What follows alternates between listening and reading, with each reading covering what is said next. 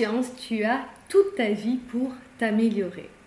Bonjour à tous, je suis Eva Ledemé, spécialiste en gestion du stress et des émotions, et je vous partage ici mes conseils bien-être et de santé psychologique. Dans tout ce que nous entreprenons, nous avons généralement besoin de résultats.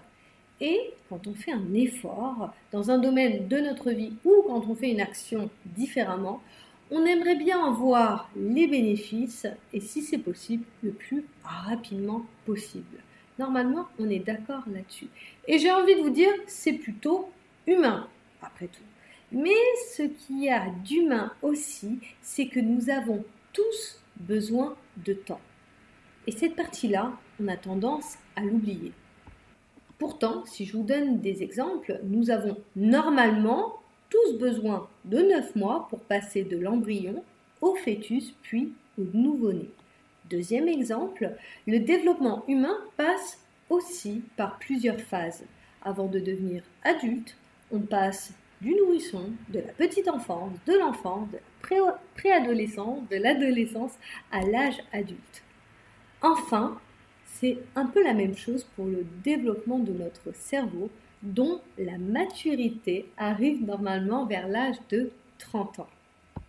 Et ce ne sont que quelques petits exemples qui nous prouvent bien que nous avons tous besoin de temps pour évoluer.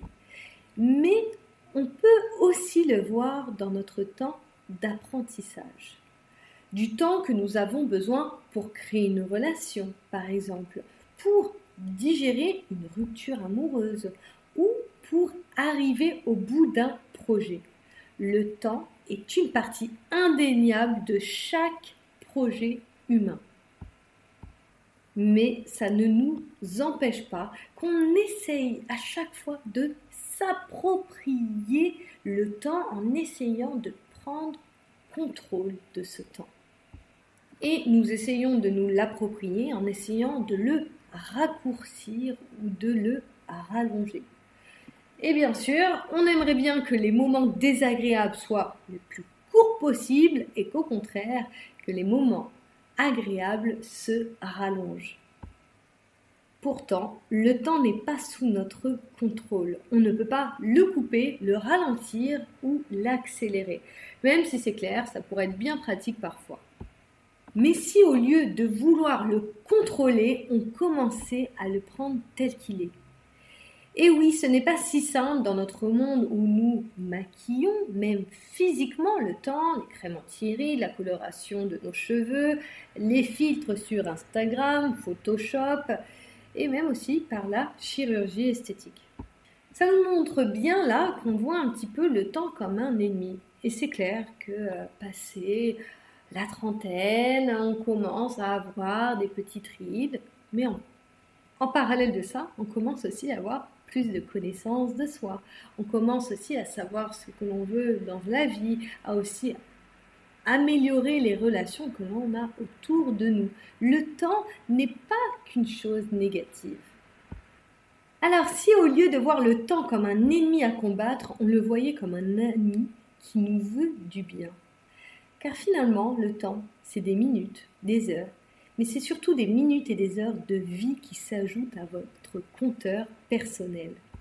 Le temps, c'est un cadeau que l'on nous rajoute à notre premier cadeau qui est notre vie. Le temps ne nous défait pas, mais au contraire, il nous fait. Même s'il nous paraît peu avantageux sur notre physique, ce temps nous apprend, ce temps nous en apprend plus sur nous, il nous permet d'augmenter nos connaissances, il nous permet de pratiquer ces connaissances. Et tout ça, ça a une valeur inestimable qui ne peut que nous être donnée dans le temps.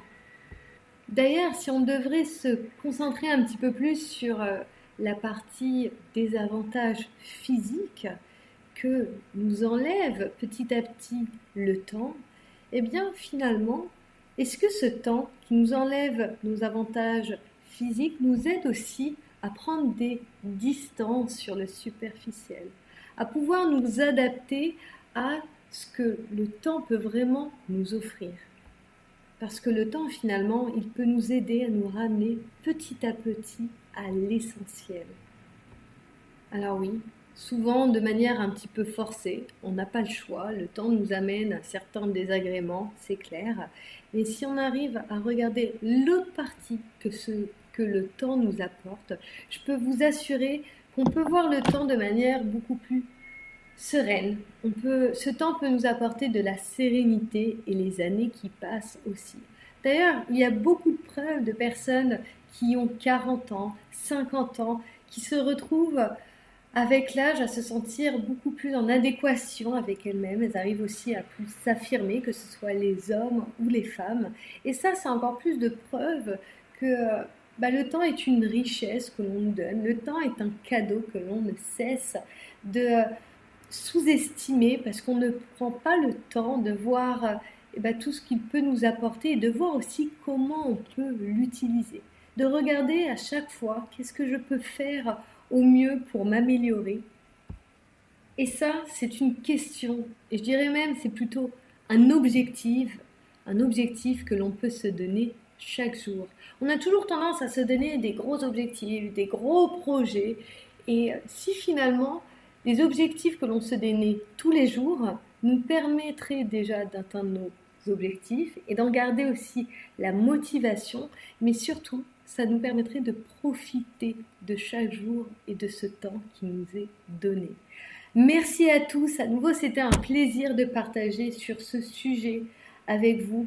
Je voulais vraiment vous apporter un côté plus serein de notre vision du temps et aussi de pouvoir dédramatiser le sujet de la performance, de toujours vouloir faire de notre mieux et d'atteindre nos objectifs toujours le plus vite possible, dire qu'au contraire, on a cette opportunité de se dire on a toute notre vie pour nous améliorer et ça nous permet peut-être vraiment de mieux nous améliorer parce que c'est en prenant notre temps qu'on arrive aussi à de très beaux résultats. Merci à tous de votre écoute. Si vous voulez retrouver tous mes astuces, articles, vidéos, vous pouvez les retrouver sur mes réseaux sociaux en tapant Eva Ledemé, que ce soit sur Facebook, TikTok, Instagram, LinkedIn, YouTube, je suis normalement partout. Merci à tous et si vous voulez aussi m'envoyer un message, n'hésitez pas à me contacter via Instagram. Bonne journée.